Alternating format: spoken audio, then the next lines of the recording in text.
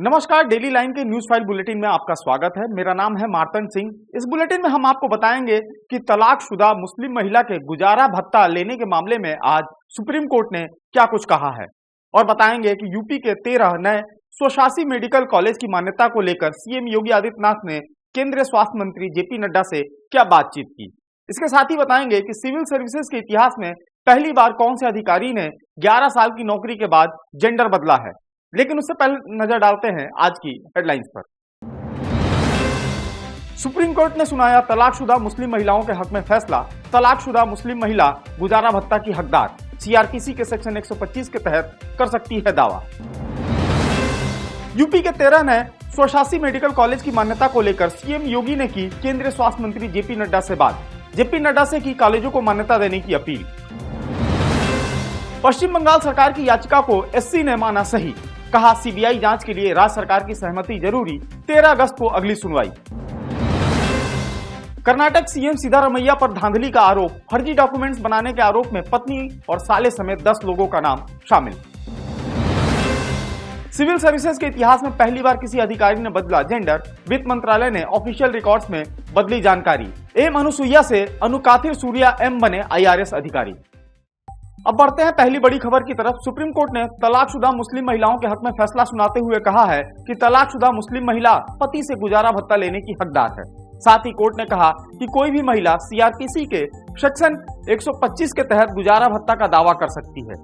Justice बीवी नागरत्ना और justice Augustine George मसीह की बेंच ने एक याचिका को खारिज करते हुए यह आदेश दिया है। सुप्रीम कोर्ट का कहना है कि तलाकशुदा मुस्लिम महिला पति से भरण पोषण की हकदार है, इसके लिए वह याचिका दायर कर सकती है। सीआरपीसी की धारा 125 सभी महिलाओं पर लागू होगी, न कि केवल विवाहित महिलाओं पर।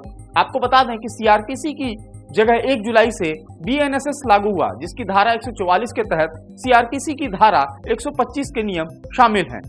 इसके अलावा पत्नी 3 कारणों से भत्ते की हकदार नहीं होगी। पहली, वह किसी दूसरे पार्टनर के साथ हो। दूसरी, बिना किसी सही कारण के अपने पति के साथ रहने से मना कर दे। और तीसरा, पति पत्नी आपसी सहमति से अलग रह रहे हों। अगली खबर की अगर बात करें तो सीएम योगी आदित्यनाथ ने केंद्रीय स्वास्थ्य मंत्री जेपी नड्डा से आज फोन पर बात करते हुए 13 नए स्वशासी मेडिकल कॉलेजों को मान्यता दिलाने की अपील की है। जानकारी के मुताबिक स्वास्थ्य मंत्री जेपी नड्डा से बात करते हुए सीएम योगी ने कहा कि कॉलेजों में तैयारी की कमी नहीं है, लेकिन नेशनल मेडिकल कमीशन के मानकों में अचानक बदलाव हो जाने के कारण कुछ दिक्कतें आई हैं। बताया जा रहा है कि सीएम योगी ने स्वास्थ्य मंत्री जेपी नड्डा से अनुरोध किया कि वो 2020 के तय मानकों के आधार पर ही मेडिकल कॉलेजों को मान्यता दें।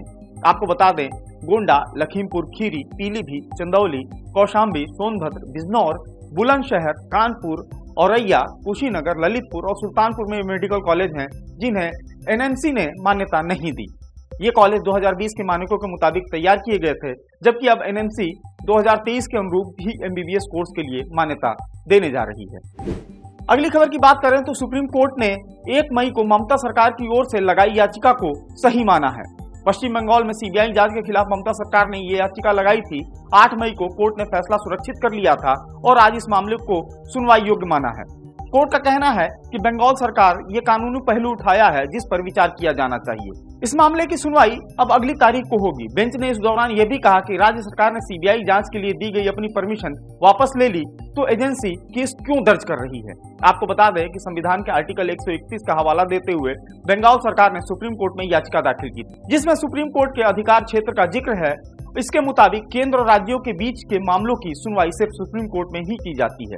आपको बता दें, ये मामला संदेश खाली केस के बाद शुरू हुआ, जहां केंद्र ने सीबीआई जांच की सिफारिश की।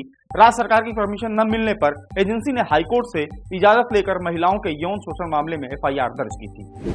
अगली बड़ी खबर की तरफ बढ़ते हैं। कर्नाटक के मुख्यमंत्री सिद्धारमैया पर सामाजिक कार्यकर्ता स्नेहमयी कृष्णा ने धांधली का आरोप लगाया है।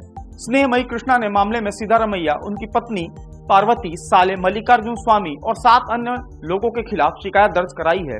कृष्णा का कहना है कि मैसूरू शहरी विकास प्राधिकरण के मुआवजे के लिए सिद्धारमैया ने फर्जी दस्तावेज तैयार करवाए हैं। उन्होंने कर्नाटक के राज्यपाल, राज्य के मुख्य सचिव और राजस्व विभाग के प्रधान सचिव को पत्र लिखकर डिप्टी कमिश्नर और तहसीलदार समेत कई अधिकारियों के शामिल होने का आरोप भी लगाया है। लेटर में उन्होंने केस में हुई अनियमितताओं की जांच की मांग की है। आपको बता दें, योजना के तहत मैसूरू शहरी विकास प्राधिकरण आवासीय लेआउट विकसित करने के लिए किसी भूमि का अधिग्रहण करते हुए अधिग्रहण के बदले जमीन मालिक को 50% जमीन किसी विकसित जगह पर देने की बात कही गई थी। हालांकि इस स्कीम को 2023 में वापस ले लिया गया था। अगली बड़ी खबर की तरफ बढ़ते हैं। हैदराबाद में ज्वाइंट कमिश्नर के पद पर तैनात IRS अधिकारी ने 11 साल नौकरी करने के बाद जेंडर चेंज करवाया है। इसके बाद उन्होंने अपना नाम बदलकर एम अनुसुईया से अनुकाथिर सूर्या एम रख लिया है। उन्होंने ऑफिशियल रिकॉर्ड में अपना नाम जेंडर बदलने के लिए वित्त मंत्रालय को लिखा। मंत्रालय ने 9 जुलाई को इसकी मंजूरी दे दी। इसके साथ ही अब से सभी सरकारी कागजातों में भी उनका नाम अनुकाथिर सूर्या एम के तौर पर जाना जाएगा। सिविल सर्विसेज के इतिहास में ऐसा पहली बार हुआ है। वित्त मंत्रालय ने उन्हें 9 जुलाई को एम अनुसुईया को अनुकाथिर सूर्या एम नाम रखने की मंजूरी दे दी है। फिलहाल डेली लाइन के इवनिंग न्यूज फाइल बुलेटिन में इतना ही। आप जुड़े रहें हमारे डिजिटल प्लेटफॉर्म के साथ।